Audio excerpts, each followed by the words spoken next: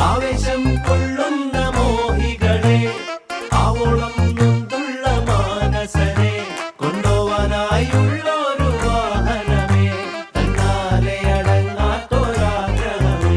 മേലെ മിന്നും താരം പൊന്നാണോന്ന് നേരിൽ ചെന്ന് നോക്കാനായി നിൽക്കാതുണ്ടേ ഉള്ളിനുള്ളിൽ പരവേശം. കീഴെ നീങ്ങിപ്പോകും മണ്ണെന്നാലും വേരിൽ നിന്നു പോന്നെന്നാലും മണ്ടിപ്പോകാൻ ആശിക്കുന്നേ.